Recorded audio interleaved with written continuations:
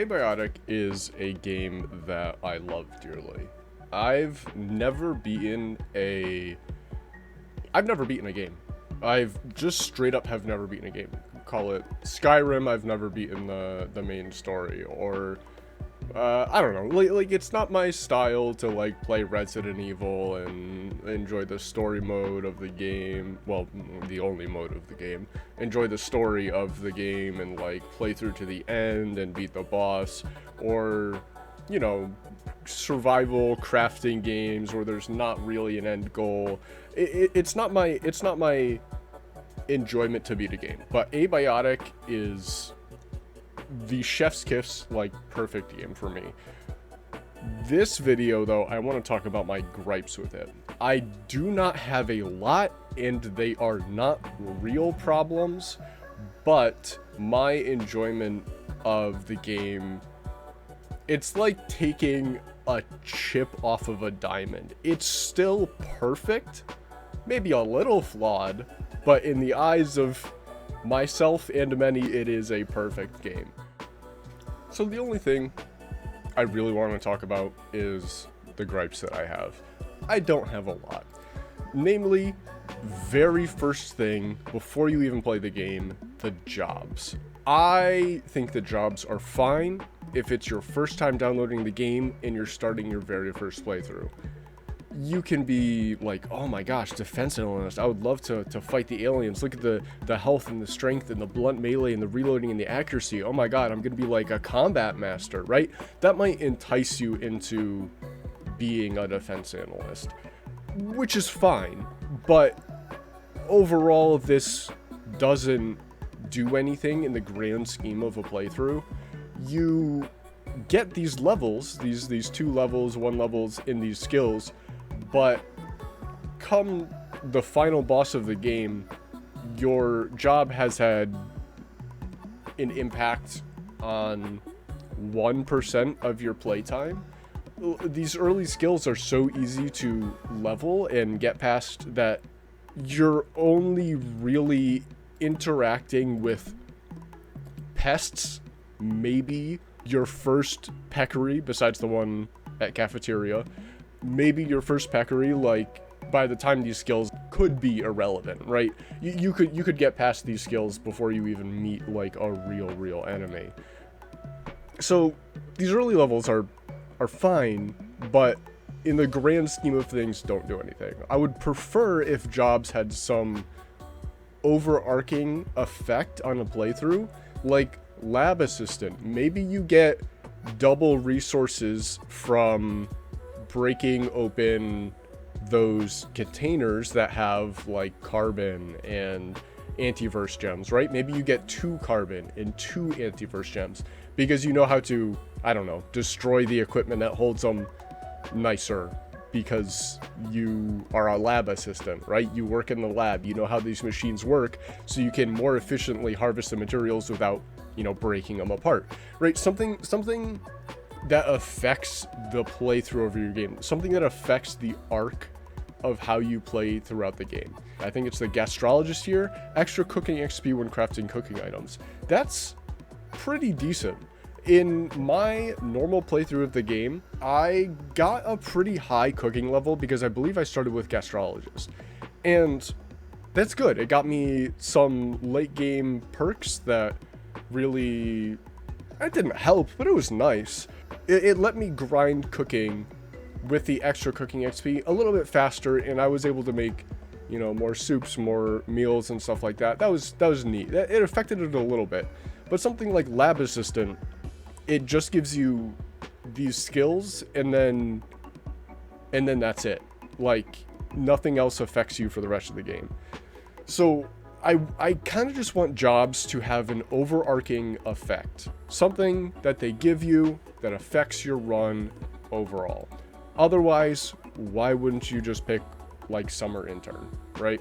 So, my next gripe with the game is the traits.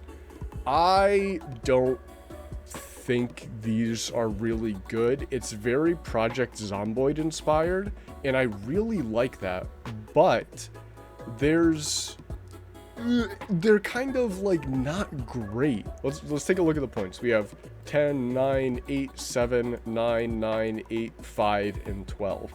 These are all the points that you can get from selecting a class. Obviously, some classes are balanced with more points and less perks, and vice versa. So if we just go with the most points, then we have the most flexibility here. But I think the only really impactful one is like Fanny Pack and Wrinkly Brain Meat, because your hotbar reduces the weight of items by 25%. So having another 2 slots that reduce weight by 25% can be useful in some situations. Also, just having more stuff on your hotbar is very nice. I think this is easily the best positive trait. Wrinkly Brain Meat, I don't think I would play without this. Like, I gain 20% more XP than normal, and it's still really slow. Like, I've bumped up the XP rate multiplier in my new playthrough and have Wrinkly Brain Meat, and I still think the XP is a little bit on the slow side. I've only bumped it up to 1.5, but like the default settings are a little bit slow even with Wrinkly Brain Meat. So I think Wrinkly Brain Meat is almost a must pick, even more so than Fanny Pack, but Fanny Pack is so good too. These are like really almost, like, I would argue that both of these are almost must picks, which means the rest of these are kind of not amazing.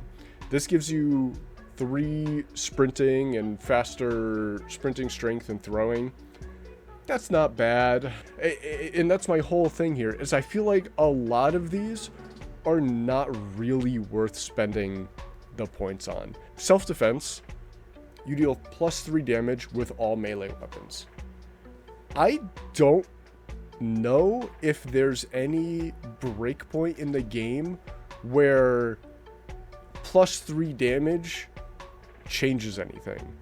It's like if a pipe club, I think a pipe club does like 8, so it would do 11, right?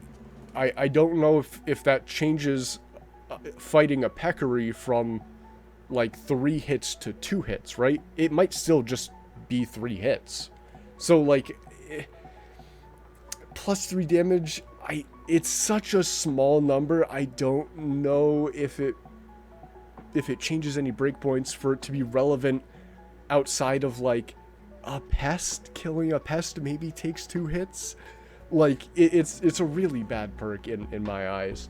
And that's kind of like what I feel with most of these. Like, Gardener's pretty good. Agriculture related experience twice as fast and receive garden plots from the beginning. That's pretty good. Like, I would argue that's not a must pick perk, but like it's a really good quality of life perk.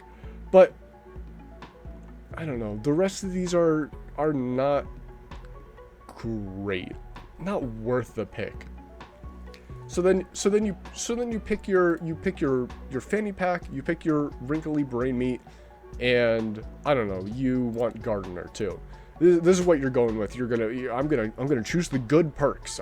I chose Summer Intern. I'm gonna choose the good perks. What negatives do I take? These are all like pretty punishing. I wouldn't say they're overtuned, but they're definitely negative perks. Fear of Violence is actually insane because your skills cap at level 5, so whatever skills you get past level 5, you just don't get. It's kind of a give or take thing. It's not a bad pick, but like for a first playthrough, you probably shouldn't take it. Narcoleptic, you grow fatigue 75% faster and never feel fully rested. Growing fatigue 75% faster is a lot of sleeping. Like, Night Owl's like not really worth it because sleeping is not really a problem. With Narcoleptic, you're going to be spending so much of your time like sleeping, it's going to be hard to, not hard, but like it's going to slow your progress a lot, right? Asthmatic, lose stamina 40% faster. These are really, really game-changing negatives, like painfully obvious. You attract enemy attention 45% faster. You really just can't play stealth unless you grind it, like grind the levels up, right? Hardy appetite, dry skin, slow healer, slow learner. I could not imagine picking slow learner without like modifying the sandbox settings. 20% slower. It's the opposite of wrinkly brain meat, which is 20% faster. I could not imagine picking slow learner. Hemophilia. This is particularly brutal. Like this is brutal. You're often heavy bleeding, and at low medical levels it's really hard to heal that heavy bleed. And then weak bladder. This is actually a positive trait, but that's for meta reasons more than anything.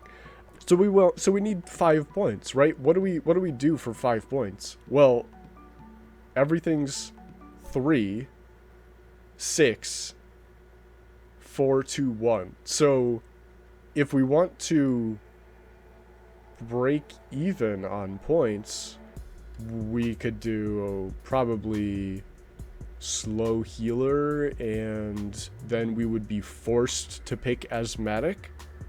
But if we don't want asthmatic, then maybe we go painfully obvious.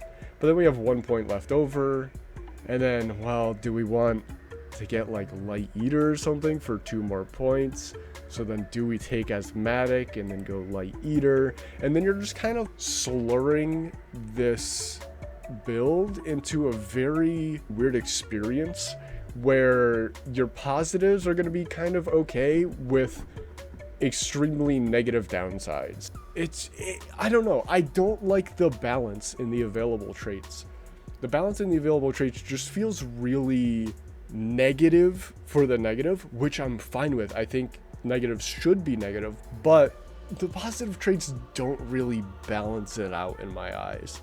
And I think the points, the cost of the points for both sides should be re-evaluated, because it just feels like if you're gonna have this like point imbalance where if you're like, oh, I've got all these positive traits that I want, and now I need, you know, like 8 points.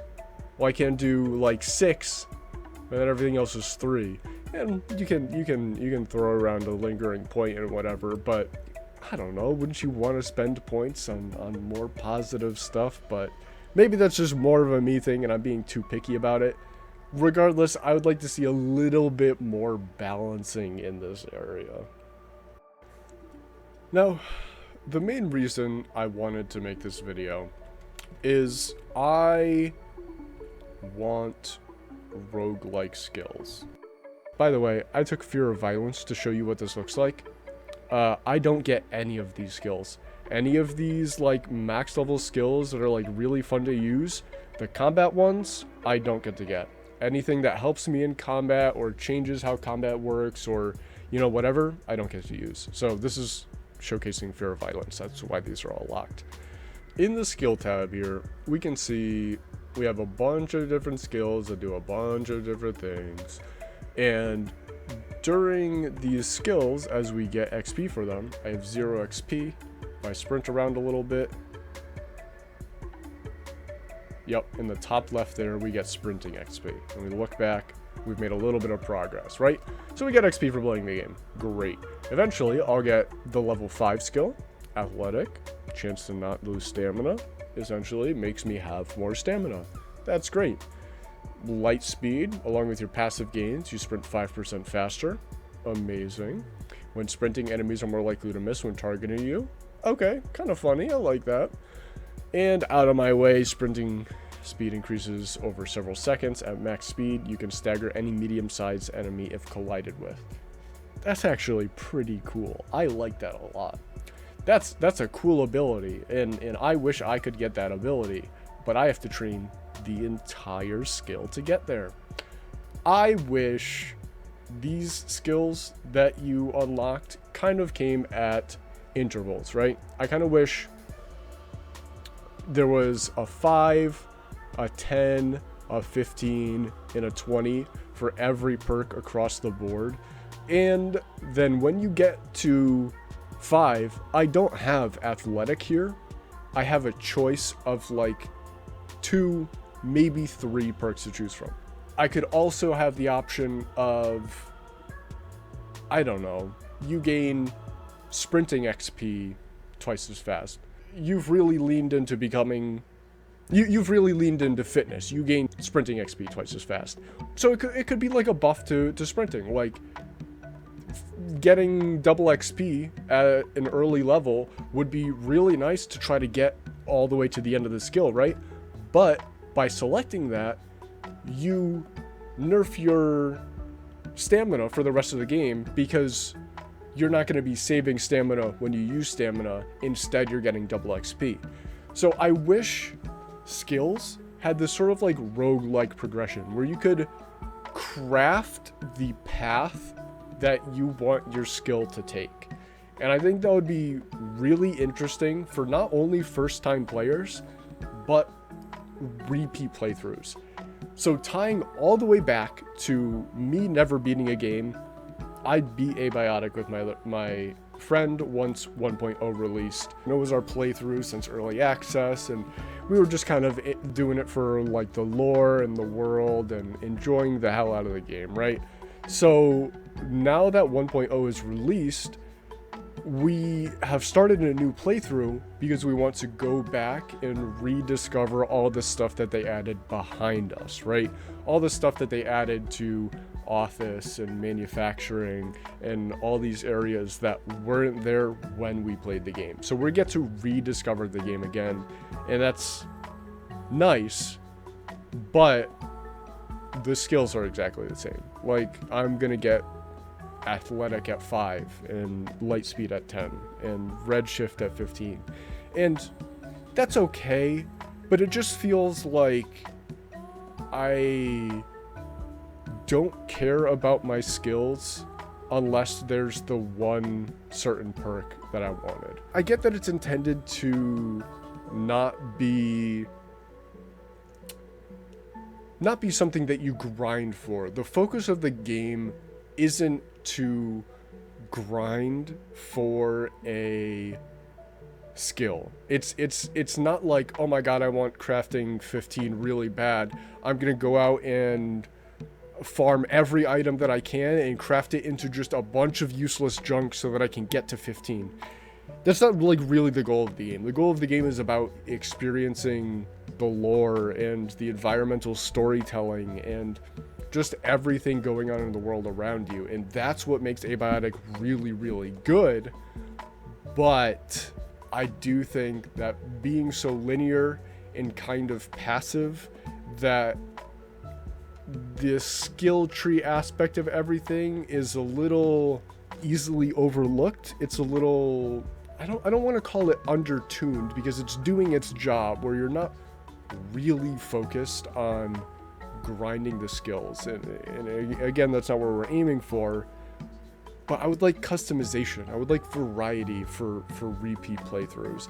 And I think even just adding a second option to unlocking skills, so that you have a smidge of flexibility in your direction. It doesn't need to be like you get 5 options per every single level that like really you don't need this path of exile like skill tree, right? Just give me something a little different, so that when I do my melee playthrough with blunt melee, I can choose a little something that fits my taste, something that fits my style more. Then the next playthrough that I do, I could choose sharp melee, and I could see that, oh, I can throw sharp melee weapons, but maybe I just don't want to use the throwing skill at all. And then this is kind of like, I get this at level 3, but like, why would I don't want to throw weapons. Why do I care about this perk at all? Maybe at sharp melee 3, my melee weapons have a smaller chance to bleed or something like that, right? Maybe it focuses it more on like a bleed style with sharp. It's just, I wish there was a little bit of variety. Those are really my only gripes about this game. Setting up your character, I wish that it was a little different, a little more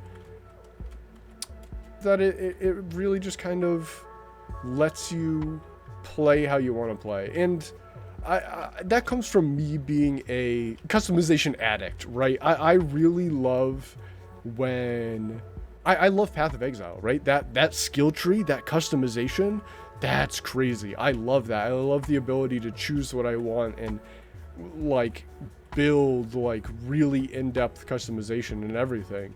But that's not the aspect and focus of this game, and that's not a problem, but I do wish it was a little bit more in-depth in that aspect.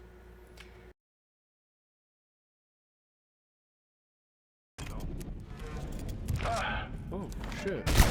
Location empty. Oh, he grabbed him! Oh, what's he gonna do? Oh!